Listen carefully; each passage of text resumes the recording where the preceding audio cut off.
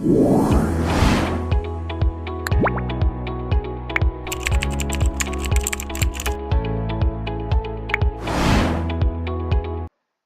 আলাইকুম ভিউয়ার্স, আজকে চলে আসলাম এসএসসি 2025 ব্যাচের জন্য বাংলা প্রথম পত্র বইয়ের আরো একটা গল্প নিয়ে। গল্পটার নাম হচ্ছে নিম গাছ, লিখেছেন বনফুল। কেউ ছালটা ছাড়িয়ে নিয়ে সিদ্ধ করছে, পাতাগুলো ছিঁড়ে শিলে পিষছে, কেউ কেউ বা ভাসছে গরম তেলে। খোসদাঁত হাজা চুলকানিতে লাগাবে, চর্মরোগের অব্যর্থ মহা ঔষধ।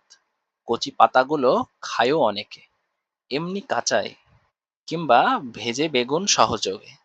যকৃতের পক্ষে ভারী উপকার। কচি ডালগুলো ভেঙে চিবোয় কত লোক, দাঁত ভালো থাকে। কবিরাজরা প্রশংসায় পঞ্চমুখ। বাড়ির পাশে গজালে বিজ্ঞরা খুশি হন, বলে নিমের হাওয়া ভালো, থাক কেটো না। কাটে না কিন্তু যত্নও করে না, আবর্জনা জমে এসে চারিদিকে। শান দিয়ে বাঁধিয়েও দেয় কেউ, সে আরেক আবর্জনা। হঠাৎ একদিন একটা নতুন ধরনের লোক এলো, মুগ্ধ দৃষ্টিতে চেয়ে রইল নিম গাছের দিকে। ছাল তুললে না, পাতা ছিঁড়লে না, ডাল ভাঙলে না, মুগ্ধ দৃষ্টিতে চেয়ে রইল শুধু।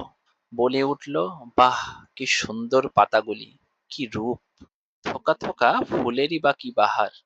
এক ঝাঁক নক্ষত্র নেমে এসেছে যেন নীল আকাশ থেকে সবুজ সায়রে। বাহ! খানিকক্ষণ চেয়ে থেকে চলে গেল। কবিরাজ নয়, কবি। নিম গাছটার ইচ্ছে করতে লাগলো লোকটার সঙ্গে চলে যায়, কিন্তু পারলে না। মাটির ভিতরে শিকড় অনেক দূরে চলে গেছে। বাড়ির পেছনে আবর্জনার স্তূপের মধ্যেই দাঁড়িয়ে রইল সে।